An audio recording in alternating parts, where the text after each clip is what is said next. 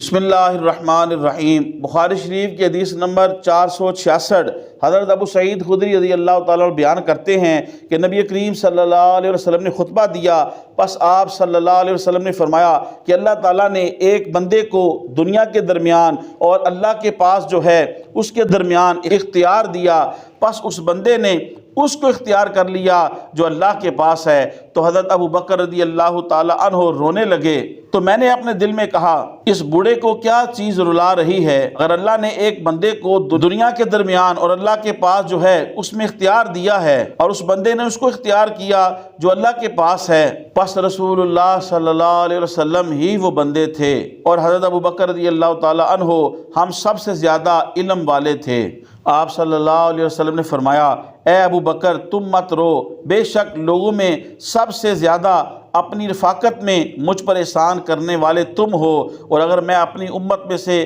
کسی کو خلیل بناتا تو میں ابو بکر کو خلیل بناتا۔ لیکن اسلام کے اعتبار سے بھائی ہونے کا رشتہ اور دوستی اپنی جگہ قائم ہے۔ مسجد میں کوئی دروازہ باقی نہ رکھا جائے گا مگر اس کو بند کر دیا جائے گا سوائے ابو بکر کے دروازے کے۔ خواتین و حضرات، کتاب الصلاۃ چل رہی ہے۔ حضرت امام بخاری رحمۃ اللہ علیہ اپنی کتاب الصلاۃ کے مطابق باب جو قائم کیا وہ یہ ہے کہ مسجد میں ایک ذیلی دروازہ رکھنا یا اس سے گزرنا، اور یہ حدیث پاک لائے۔ رسول کریم صلی اللہ علیہ وسلم نے بھی یہ فرمایا کہ اللہ نے ایک بندے کو اختیار دیا کہ وہ دنیا کو اختیار کر لے یا جو اس کے اللہ کے پاس ہے اس کو اختیار کر لے، تو اس بندے نے اس چیز کو اختیار کیا جو اللہ کے پاس ہے۔ تو یہ سن کے حضرت ابو بکر رضی اللہ تعالیٰ عنہ رونا شروع ہو گئے۔ حضرت ابو سعید خدری رضی اللہ عنہ فرماتے ہیں کہ حضرت ابو بکر یہ سن کے کیوں رو رہے ہیں؟ حالانکہ خوش ہونا چاہیے کہ اس بندے نے دنیا کو چھوڑ دیا اور اس چیز کو اختیار کیا جو اللہ کے پاس ہے۔ بعد میں صحابہ کو اس کی حقیقت معلوم ہوئی کہ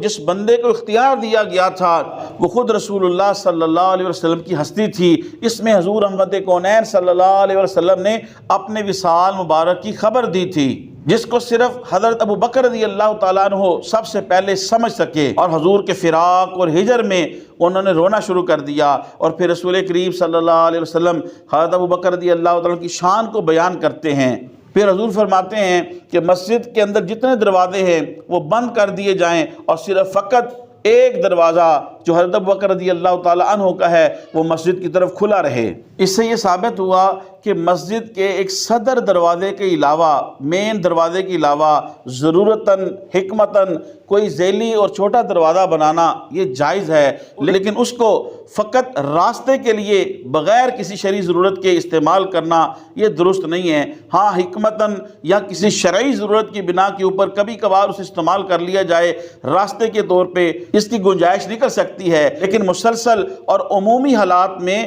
گزرگاہ کے لیے اس کو استعمال کرنا یہ درست نہیں ہے۔ لیکن نمازی آئیں اور نمازی اس سے نماز پڑھ کے جائیں، عبادت کر کے آئے جائیں، یہ تو بالاتفاق جائز ہے، لیکن فقط اس کو گزرگاہ بنا لینا اور راستہ بنا لینا یہ درست عمل نہیں ہے۔ اس کی مزید تفصیل فقہاء کرام اور محدثین نے فرمائی کہ کوئی مسجد میں آیا اور اس نے نماز پڑھی اور پھر اس دروازے سے نکل گیا تو اس میں کوئی حرج نہیں، یا عبادت کے لیے آیا، ذکر و اذکار کیا اور پھر اس دروازے سے نکل گیا، اسی دروازے سے عبادت اور ذکر و نماز کے لیے آیا تو اس میں کوئی حرج نہیں۔ اسی طرح اس حدیث پاک کے اندر سیدنا ابو بکر رضی اللہ عنہ کی شان پیارے نبی صلی اللہ علیہ وسلم نے بیان فرمائی، اور خصوصی طور پہ فرمایا کہ مسجد نبوی شریف کے اندر تمام دروازوں کو بند کر دیا جائے، فقط حضرت ابو بکر رضی اللہ تعالیٰ کا دروازہ کھلا رکھ دیا جائے۔ معزز خواتین و حضرات، مسجد کے اندر تمام دروازوں کو بند کر دیا جائے اور ایک ہی دروازہ کھلا رکھا جائے، اس میں حضرت علی المرتضیٰ رضی اللہ تعالیٰ عنہ کے دروازے کے حوالے سے بھی صحیح حدیثیں ملتی ہیں۔